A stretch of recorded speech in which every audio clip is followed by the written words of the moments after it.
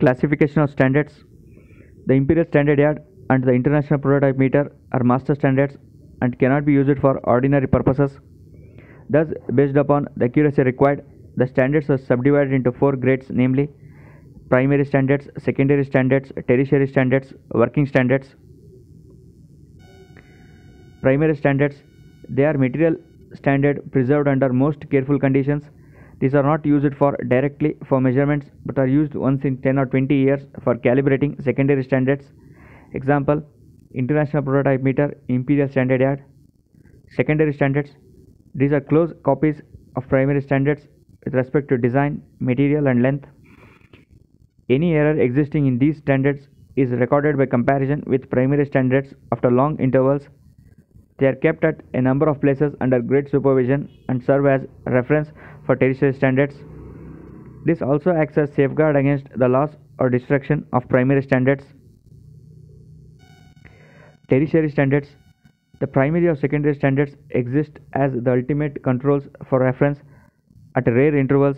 Tertiary standards are the reference standards employed by National Physical Laboratory and are the first standards to be used for reference in laboratories and workshops. They are made as close copies of secondary standards and are kept as reference for comparison with working standards. Working standards. These standards are similar in design to primary, secondary and tertiary standards, but being less in cost and are made of low-grade materials, they are used for general applications in metrology laboratories. Sometimes standards are also classified as reference standards used as reference purposes, calibration standards used for calibration of inspection and working standards, inspection standards used by inspectors, working standards used by operators. Line standards. When the length being measured is expressed as the distance between two lines, then it is called line standard. Examples, measuring scales, Imperial Standard Yard, International Prototype Meter, etc. Characteristics of line standards. Scales can be accurately engraved, but it is difficult to take the full advantage of this accuracy. Example, a steel rule can be read to about plus or minus 0.2 mm of true dimension.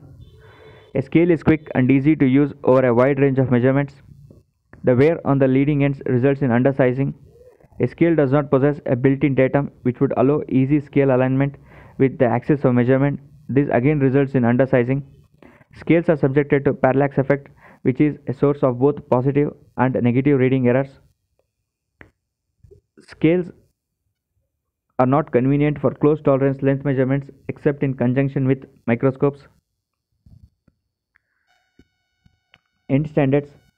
When the length being measured is expressed as the distance between two parallel faces, then it is called end standard. End standards can be made to a very high degree of accuracy. Examples, slip gauges, gap gauges, ends of micrometer anvils, etc. Characteristics of end standards.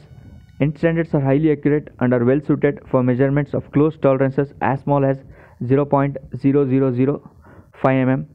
They are time consuming in use and prove only one dimension at a time. End standards are subject to wear on their measuring faces. End standards have a built-in datum because their measuring faces are flat and parallel and can be positively located on a datum surface. They are not subjected to the parallax effect since their use depends on feel. Groups of blocks may be rung together to build up any length, but faulty ringing leads to damage.